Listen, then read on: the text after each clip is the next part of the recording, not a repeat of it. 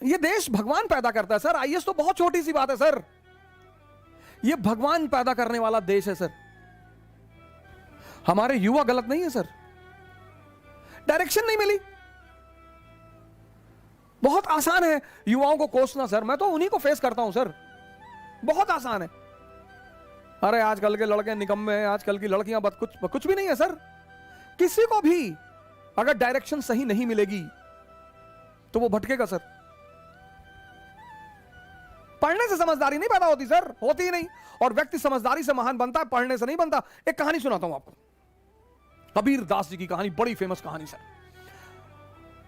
बनारस के एक बहुत बड़े विद्वान थे पंडित देवदत्त, शास्त्रार्थ किया, पूरे भारत के विद्वानों को हराकर लौट कर आए पंडित देवदत्त।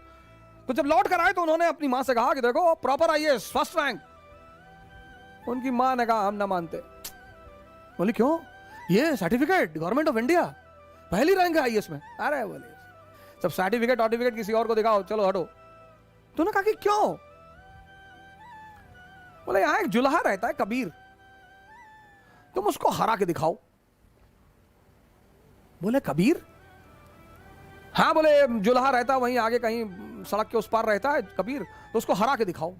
अरे बोले जुल्हा अभी हरा के आते हैं।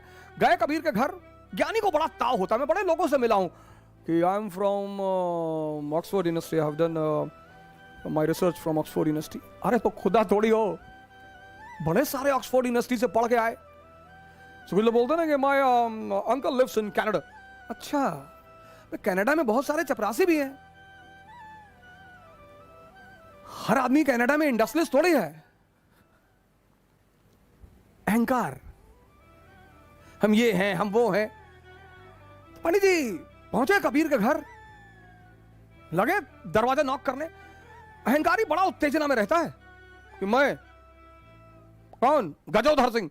अरे गजोधर सिंह, लगे दरवाजा पीटने।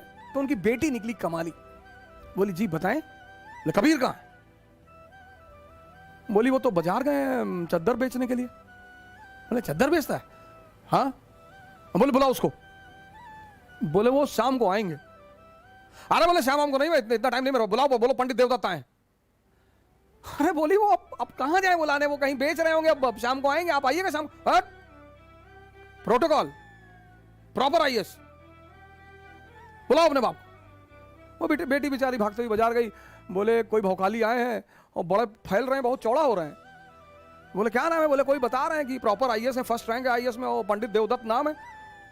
कबीर ने कहा अच्छा तो बैठाओ, पानी नहीं पिलाओ। बोले बैठ ही नहीं रहे, और पानी पीना तो दूर, आग उगल रहे हैं, वो एकदम मशीन गन बने हुए हैं। कबीर ने कहा अच्छा चलो। तो कबीर आए तो पंडित जी मिले। उन्होंने पंडित जी को प्रणाम किया कि पंडित जी नमस्कार, शिष्टाचार है। हाँ हाँ हाँ हाँ ठीक है, तुम्हारा नाम कबीर है? बोले जी। हाँ। बोले हम तुमसे शास्त्रार्थ करने आए हैं। बोले हमसे? हाँ। बोले मैं फर्स्ट रैंक है मेरा आईएएस में, मेरा नाम सो एंड सो है और ये मेरी अपॉइंटमेंट लेटर है। अरे बोले आप इतने महान आदमी और आपको इतना कॉमन सेंस नहीं पैदा हुआ कि हमारे पास शिक्षा का अधिकार ही नहीं है, हम तो नीच जात के आदमी, जुल्हा, हम तो पढ़े ही नहीं, अनपढ़ से कैसे शास्त्रार्थ करोगे सरकार? बुद्धि मर गई आपकी। तो देवदत्त को लगा कि हाँ यार बात तो सही कह रहा है, ये तो पढ़ा लिखा है ही नहीं, इससे मैं बहस कैसे करूंगा। तो देवदत्त ने कहा तो तुम हारी मानते हो? बोले सरकार हम तो पहले से हारे हैं। देवदत्त लौट के आया, बोला यार किसके यहां भेज दी थी मरा हुआ आदमी? जाके बताया हम गजोधर सिंह। लगा कांपने ऐसे ऐसे करके, और पैर पकड़ लिया, रोने लगा, कहा भैया माफ कर दो। उसकी मां ने कहा मैं ना मानती, लिखा के लाओ। ऐसे तो ना मैं मानूंगी, लिखा के लाओ, लिखा के। फिर आए पंडित जी, बोले लिख के दो। बोले पंडित जी आप कुछ प्रॉब्लम है आपको, जब मैं पढ़ा नहीं तो लिखूंगा कैसे? फिर इनको बड़ी बेइज्जती महसूस हुई कि हाँ यार पढ़ा तो है नहीं। तो पंडित उन्होंने कहा आप लिख लो जो आपको लिखना हो। तो उन्होंने लिखा एक कागज पे कि मैं कबीर पंडित देवदत्त से शास्त्रार्थ में हार गया। बोले इस पर दस्तखत कर दो। अरे बोले भैया दस्तखत ना हो पाए, अंगूठा लगा देते हैं। बोले हाँ लगाओ लगाओ, जो भी लगाओ अंगूठा लगाओ। तो लगा के अंगूठा वो लेकर आए और कागज दिया अपनी मां को, कहा ये देखो अब मानती हो?